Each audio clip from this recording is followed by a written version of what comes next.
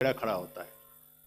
अब चुनाव आयोग के सामने सबसे इंपॉर्टेंट चीज यह है कि अगर किसी चीज की शिकायत की जा रही है तो क्या चुनाव आयोग सबसे पहले शिकायत की जांच करने पे जोर देगा या शिकायतकर्ता कौन है उसकी जो है वो कलई खोलने पे जोर देगा। ये एक ऐसी सवाल, एक कॉन्स्टिट्यूशनल इंस्टीट्यूशन पे इस तरह का दाग भी लगना अपने आप में शर्मनाक है।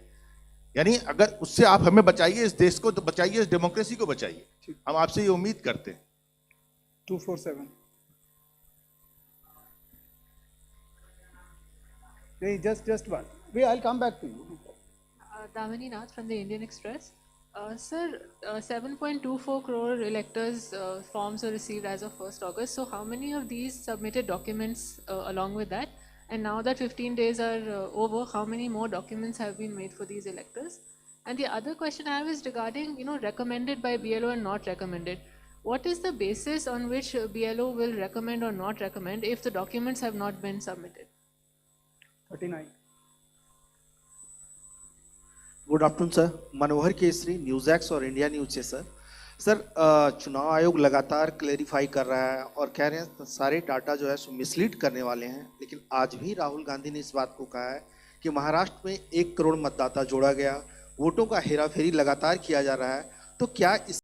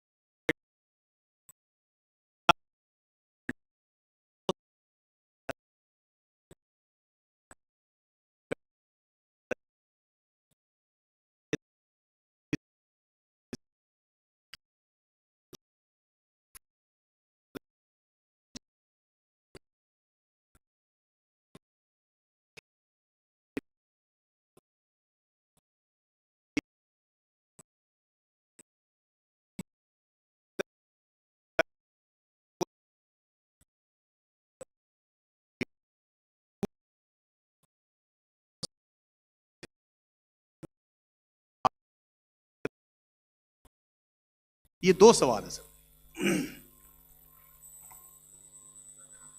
पहला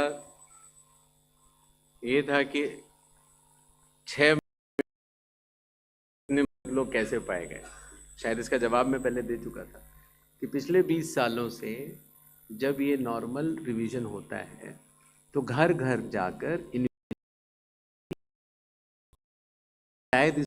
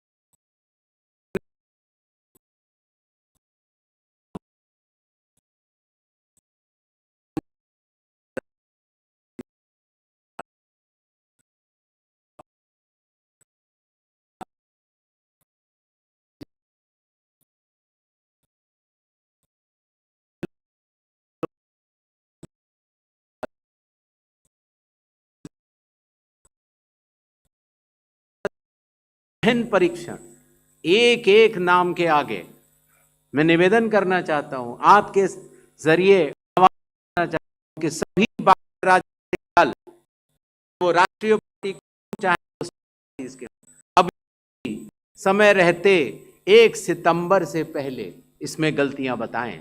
चुनाव आयोग सुधारने के लिए तैयार है, लेकिन 1 सितंबर के बाद नहीं, क्योंकि उसके बाद वही दौर शुरू हो जाता है कि मतदाता सूची एक अलग चीज होती है और मतदान अलग चीज होती है। मतदान में जब कोई वोटर वोट करने जाता है और वो बटन दबाता है तो एक ही बार दबा सकता है। मतदाता सूची में अगर 2 जगह नाम हो तो वोट चोरी कैसे? नहीं हो सकती। वोट तो एक मतदाता एक ही बार डाल सकता है, और इसीलिए हमने कहा था कि चूंकि इस तरह की पीपीटीज बनाई जाएं जिसमें कि चुनाव आयोग के डेटा को गलत तरीके से एनालाइज किया जाए और उसके जरिए ये कहा जाए कि चूंकि मतदाता सूची में ये नाम है इसीलिए मतदान गलत हुआ। मतदाता सूची और मतदान 2 अलग विषय हैं और इन दोनों को अलग अलग ही देखा जाता है। दोनों के कानून भी अलग हैं। मतदाता सूची का कानून है लोक प्रतिनिधित्व कानून 1950 और मतदान करने का कानून है लोक प्रतिनिधित्व कानून 1951। दोनों के नियम अलग हैं, दोनों के लोग अलग हैं, और दोनों चीज़ों को जुड़ा के ऐसा भ्रम फैलाना कि अगर मतदाता सूची में कोई ऐसी चीज़ है, जैसे एक विषय आया था, किसी ने कहा कि साहब हाउस नंबर 0 है, 80,000 लोगों के हाउस नंबर 0 हैं, इसीलिए वो फर्जी हैं। अगले दिन कई सारे मतदाता खड़े हो गए, उन्होंने कहा नहीं साहब हम तो यहाँ रहते हैं। तो आपके थ्रू मैं जनता को बताना चाहता हूँ कि हर पंचायत और हर म्यूनिसिपैलिटी में जरूरी नहीं है कि आपका घर होते हुए भी उसको घर का नंबर दिया गया। तो चुनाव आयोग जो कि एक एक मतदाता को ढूंढ कर उसका वोट डलवाता है। आपको पता है अरुणाचल प्रदेश का एक गांव है मालेगांव, जहां सिर्फ एक मतदाता बहन के लिए पूरा चुनाव आयोग 2 दिन तक ट्रैकिंग करके जाता है और उनका वोट लेके आता है। वही चुनाव आयोग जो गिर फॉरेस्ट के पीछे एक महंत हैं, उनके लिए 1.5 दिन की ट्रैकिंग करने जाता है, पूरा वोट बूथ बनाता है और वोट लेके आता है। उस कर्मठता से, और आज से नहीं 75 सालों से उस विरासत से, कर्मठता से कार्य करने वाले चुनाव आयोग के ऊपर अगर निराधार आरोप आप मतदाता सूची और मतदान को मिला के और जनता के सामने अगर ये कहें कि चोरी हो रही है तो ये गलत बात है। जनता सब समझती है। किसी व्यक्ति के अगर 2 जगह वोट भी हों तो भी वो एक ही जगह वोट करने जाता है। 2 जगह वोट करना कानूनी अपराध है। और अगर कोई भी व्यक्ति ऐसा कहता है तो सबूत तो चाहिए। सबूत मांगा था, मिला नहीं। इसी तरीके से जिन लोगों के पास घर नहीं होता, आप लोग भाग्यवान हैं, कई लोगों के पास घर नहीं होता लेकिन उसका नाम भी मतदाता सूची में होता है। और उसका पता क्या दिया जाता है? उसका पता वो जगह दी जाती है जहां वो व्यक्ति रात को सोने आता है, कई बार सड़क के किनारे, कई बार पुल के नीचे, या कई बार लैंप पोस्ट के किनारे। और फिर अगर ये कहा जाए कि वो फर्जी मतदाता है, ये हमारे गरीब मतदाताओं, बहनों, भाइयों और बुजुर्गों के साथ एक बहुत बड़ा खिलवाड़ है। 0 नंबर। आपको पता है इस देश में करोड़ों लोगों के घरों के पते के आगे 0 नंबर है। क्यों? क्योंकि पंचायत, म्यूनिसिपैलिटी, जिस घर में वो रहते हैं उन्होंने उनका नंबर नहीं दिया। शहरों में अनऑथराइज्ड कॉलोनीज हैं जहां उनको नंबर नहीं है, तो वो अपने फॉर्म में क्या पता भरें? तो चुनाव आयोग के निर्देश कहते हैं अगर ऐसा कोई भी मतदाता इस देश में है, चुनाव आयोग उसके साथ खड़ा है और उसको नोशनल नंबर देगा, और चूंकि कंप्यूटर में जब उसको भरते हैं तो वो 0 दिखता है। इसका अर्थ ये नहीं है कि वो मतदाता नहीं है। मतदाता बनने की शर्तों में आपका पता इतना अनिवार्य नहीं है जितनी कि आपकी नागरिकता और आपके 18 वर्ष की आयु पूरा होना, और जितना कि आप उस बूथ के आजू बाजू में रहते हैं। इन अनिवार्यताओं के तहत ही आपका वोट बनता है। शिकायत के ऊपर जांच क्यों नहीं होती, इस सवाल का जवाब भी देना बनता है। अगर मीडिया में किसी एक व्यक्ति के बारे में शिकायत आ जाए तो चुनाव आयोग कहता है कि नियम में तो नहीं है लेकिन कर लेनी। वो सीईओ को बोलता है, या सीईओ कई बार चीफ इलेक्टोरल ऑफिसर स्वतः संज्ञान ले लेते हैं, डीएम स्वतः संज्ञान ले लेते हैं और जांच कर लेते हैं। लेकिन अगर आरोप 1.5 लाख मतदाताओं का हो तो क्या बिना किसी सबूत के, बिना किसी हलफनामे के 1.5 लाख मतदाताओं को नोटिस जारी कर दिया जाए?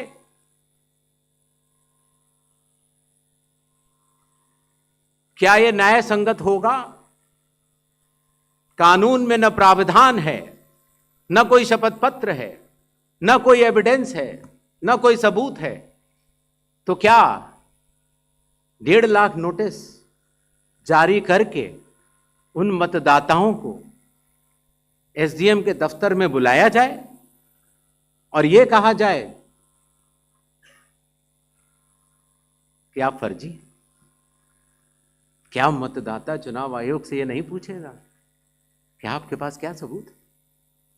आज भी आपके मीडिया में चल रहा है, जितने नाम लिए गए सब एक एक करके सामने आ रहे हैं। और अगर चुनाव आयोग ने उनको नोटिस दिया होता तो हमारी साख गिरती कि बढ़ती? किसी ने सवाल पूछा था तो मैंने सोचा बतलाता चलो। बिना किसी सबूत के किसी भी वैलिड मतदाता का नाम नहीं कटेगा। चुनाव आयोग हर मतदाता के साथ चट्टान की तरह खड़ा हुआ है।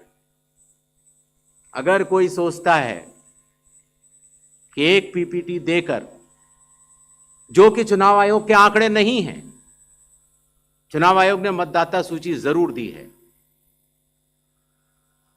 लेकिन पीपीटी में गलत तरीके से एनालाइज करना, गलत आंकड़े देना और यह कहना कि ये पोलिंग ऑफिसर ने कहा है कि इस महिला ने 2 बार वोट दिया है, इतने संगीन विषयों पर बिना हलफनामे के चुनाव आयोग को काम नहीं करना चाहिए। ये संविधान और कानून दोनों से विरुद्ध में होगा। और यह भी मैं आपको बतलाना चाहता हूं कि ये सवाल जो आया था ट्रस्ट, मैंने आपको पहले भी कहा था कि जहां तक मतदाताओं की बात है, हिंदुस्तान में 60% से ज्यादा वोटिंग होती है। जो दुनिया के बड़े बड़े जनतंत्र जिसके लिए सोच सकते हैं, दुनिया का सबसे बड़ा जनतंत्र है भारत। दुनिया का सबसे बड़ी मतदाता सूची हमारे पास है, लगभग 90 करोड़ से 100 करोड़ के बीच में। सबसे बड़ी मतदाता सूची, सबसे बड़े चुनाव कर्मियों की फौज, सबसे ज्यादा मतदान करने वाले लोगों की संख्या, और इन सब के समक्ष, सारे मीडिया के समक्ष ये कहना कि अगर मतदाता सूची में आपका नाम एक बार और है तो आपने 2 बार मतदान किया होगा और कानूनी अपराध किया होगा, और मेरे सारे मतदाताओं को अपराधी बनाना और चुनाव आयोग शांत रहे, संभव नहीं। हलफनामा देना होगा या देश से माफी मांगनी होगी, तीसरा विकल्प नहीं है। आपके माध्यम से मैं यह भी कहना चाहता हूं, अगर 7 दिन में हलफनामा नहीं मिला तो इसका अर्थ ये सारे आरोप निराधार हैं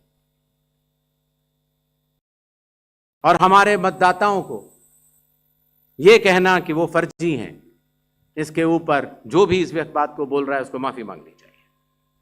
महाराष्ट्र में वोटर लिस्ट बढ़ी, समय रहते जब ड्राफ्ट सूची थी तो दावे और आपत्ति क्यों नहीं जमा कराए गए? जब रिजल्ट निकल आया तब याद आया कि ये गलत था, और एक भी मतदाता का नाम सबूत सहित आज तक चीफ इलेक्टोरल ऑफिसर महाराष्ट्र को नहीं मिला। चुनाव हुए 8 महीने हो गए। महाराष्ट्र में क्यों नहीं उच्चतम न्यायालय में चुनावी याचिका दायर की गई? फिर एक बात यह कही गई कि आखिरी घंटे में इतना मतदान कैसे? चुनाव आयोग ने जवाब दिया था और आप सबने लिखा भी था कि अगर 10 घंटे मतदान होता है तो हर घंटे 10% का औसत होता है। आखिरी घंटे में 10% से कम मतदान हुआ। तो ये बात कैसे कही जा रही है? ऐसा नहीं होता कि किसी भी बात को अगर आप 10 बार बोलते रहें, 20 बार बोलते रहें तो सच हो जाए। सच सच होता है और सूरज पूरब में ही उगता है, किसी के कहने से पश्चिम में नहीं उगा करता। Next, Just next round. 272. 272. सबको मौका देना है। Please, please, please. 272, 167, 184, 81. ये and last है। 266. Hello Yes. सर, मैं अखिलेश हूँ IANS न्यूज एजेंसी से। सर, मैं अखिलेश हूँ जी। IANS न्यूज एजेंसी से। मेरा सवाल यह है कि सुप्रीम कोर्ट ने अभी आपको कहा है कि 22 तारीख को नेक्स्ट हियरिंग होनी है कि आप ये 11 के अलावा जो लोग छूट गए हैं अपना नाम दर्ज कराना चाहते हैं वो आधार लेकर जाएं। आधार को उन्होंने कहा है कि आप उसको कंसीडर कीजिए। इसका मतलब ये है कि आप जब आगे का SIR कराएंगे या पूरे देश में कराएंगे तो आप ये मान चुके हैं कि 12वां आपका आधार होगा। दूसरी बात, दूसरा सवाल मेरा कि राहुल गांधी संवैधानिक पद पे हैं, नेता प्रतिपक्ष हैं। उनके तमाम सवालों को आपने जवाब दिया और कहा कि सबूतों के साथ आरोप लगाया जाना चाहिए। तो क्या आपको लगता है कि वो गंभीरता से आरोप नहीं लगा रहे हैं या वो सिर्फ राजनीति करने के लिए ऐसा कर रहे हैं? तीसरा मेरा सवाल है कि आपने कहा कि बार बार कहा कि आपको दो सवाल पूछिए। अगर देर से आप देते हैं, आप सवाल उठाते हैं तो आपको एफिडेविट देना पड़ेगा। अखिलेश यादव ने 18,000 नामों की एफिडेविट दिया हुआ है। ये राजनीति में बार बार सवाल उठ रहा है कि आपने उसका जवाब नहीं दिया। ये 3 सवाल हैं सर मेरे। ठीक। Yes. Please ask one question only. Sir. Please restrict yourself to one question. बता only. दो। सर, संजय शर्मा आज तक से मेरा सवाल यह है कि आयोग ने राहुल गांधी से कहा कि वो हलफनामा दे, उसके बगैर कार्रवाई नहीं होगी। बीजेड ने सवाल उठाया है, बीजेडी ने 2024 के लोकसभा चुनाव के पहले। सुन नहीं पाया, जरा दोबारा बोल दीजिए। संजय शर्मा आज तक से हूँ जी। मेरा सवाल, आयोग नया जरूर है, सवाल पुराना है, लेकिन सवाल उससे जुड़ा है क्योंकि आप भी RP एक्ट की दुहाई देते हैं और संविधान की। तो 2024 के लोकसभा चुनाव के बाद बीजेडी ने यह कहा कि उन्होंने हलफनामा देकर उड़ीसा में मतदाता सूची में गड़बड़ी की शिकायत आपसे की थी। तो उसमें अब तक क्या कार्रवाई हुई है वो अगर आप बता सकें तो सही होगा। और दूसरा, लोग टाइमिंग को लेकर सवाल उठा रहे हैं। एक तरफ राहुल गांधी की प्रेस कॉन्फ्रेंस है, दूसरी तरफ मुकाबले में चुनाव आयोग की। क्या चुनाव आयोग रथ का टूटा पहिया लेकर कृष्ण की तरह? आगे बताएं। हाँ, भाषा देखिए, भाषा अच्छी रहे तो अच्छा लगता है। जी।